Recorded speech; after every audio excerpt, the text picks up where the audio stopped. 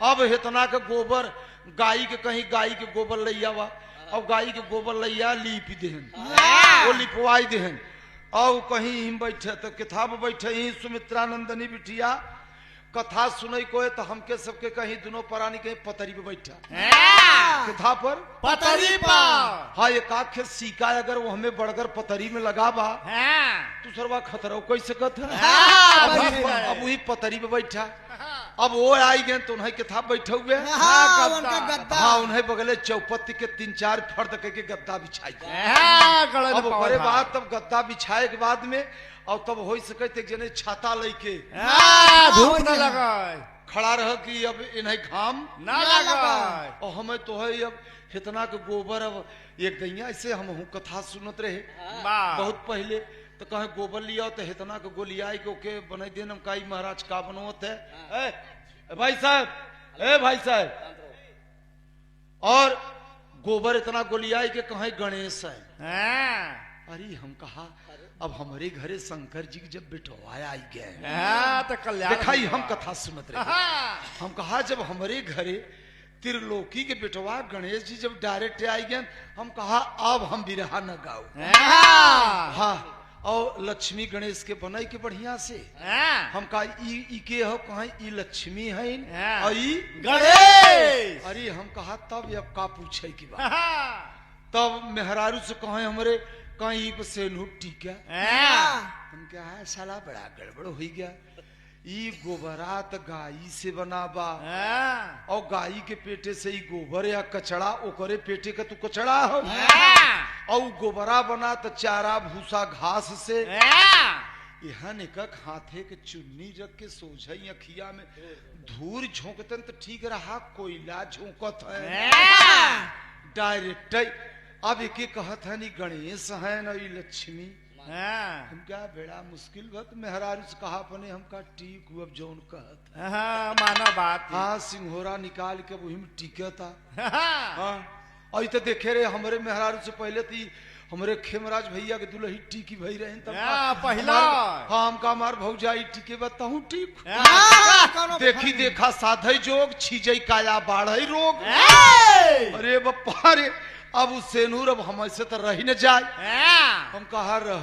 टिकवाई ले गोबरे में सेनूर अब आप सब इतना जने हैं विचार के है कब सुदैया गलत गाओ था हम न सुड़ी चचा नहीं है वो तो बेचारू आए न अपने जमाने में गायन और गाय के चला गए लेकिन सुनई वाले प्रयागराज के लोग गणेश कमाई गैया है गोबरा कहाँ से आई बा गाय के पेटे से और जब ओके गणेश गोबरा के बनाई दे है तो अब गणेश कमाई के भाई गाय तो गणेश कमाई करे पार्वती रहीन कि अब गैया रही अब ही नहीं समझ में आवत अब चल हम कहा चल कथा उथा जब सुन के खलिया ने हमका कोनो बात नहीं बा अब जैसे अब बल्फई जलत है तो मेहरारून को देखे है अब लाइट आई गई कहीं जय लक्ष्मी माई कितना तो खेमराज भैया के दुल्ही के नैया का भौजी तो ऐसे गोड़े मत गिरा कर आचर बगले ऐसे खोसे रहने से देखे है ऐसे पट से छोड़ के हम कहा भौजी ई के गोड़े गिरू है अरे कहा लक्ष्मी आई गई न घरे में सुदई देवर हम कहा है कहा कहे बात देखा समनवा देखा हाँ हमका भौजी तो यहाँ ये लक्ष्मी माई है न कहे वो बलफवा उपाड़ दिया हम कहा होल्डरवा में अंगुरिया नाव देख तो के बिटिया कहत है लक्ष्मी माई कहा अरे देवर तब तक खतरा कह दी हम कहा हो कहीं तो लाइन यारणवा की लक्ष्मी हो देखा भौजाया हमार फैसला कर हाँ वैसे कहा लक्ष्मी माई और जब वो अंगुरी नावे पड़ा तब कहा लाइन तो सब साइकिल बनी बा तो लोहवा के मनही साइकिलिया के हंडिलवा पर जय दुर्गा माई फुआ के खिचड़ी लेके जाते बिगड़ू सही जाए ढूंढी लड़ुआ बांधे आगे गए चिंटा टूटी के घेर रहे ठेलत की आवत है अब ठेलत की आवत है जने कहे भैया कहाँ जात रहे कहे खिचड़ी लेके जात रहे बुझरी साइकिल चिंटा तोड़ दे एक कहती दुर्गा माई हाँ और एक कहती अब वही गुजरी हो हाँ। कथा में सुने हैं भाषण न देते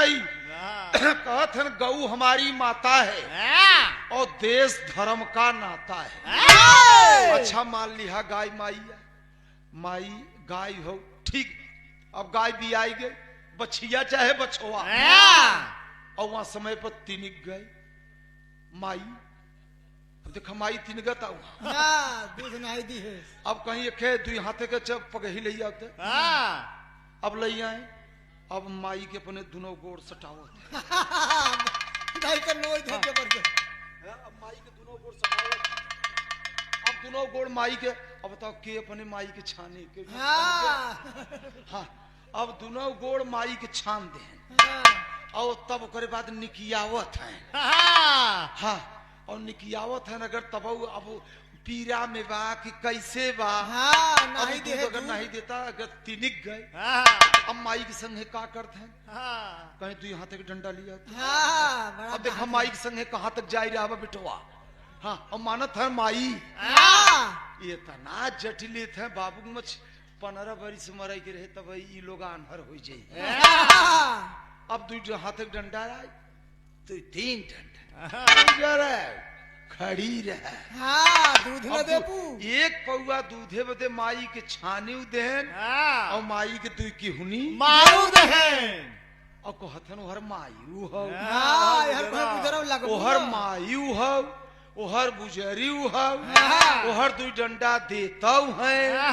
ये कौन माई माने हैं हमरे कुछ समझ में नहीं आवता। वो कथा सुन के खलियाने या दे शेर पछाड़ हमारे लड़किया बा हम कहा तनी सादा पन्ना 2-3 ठे लिया उतरी कैंची और कैंची लिया उतरी वो 3-4 ठे बड़ छोट काटा पन्ना। पंडित कहे अब भक्तराज हम चलब छुट्टी दे तो मावा हमारे चाउर दाल पिसान का हो कहा ये खई इन्हें दक्षिणा हम का इनका लोगन के बिटिया बहन गोरी गोरी रहे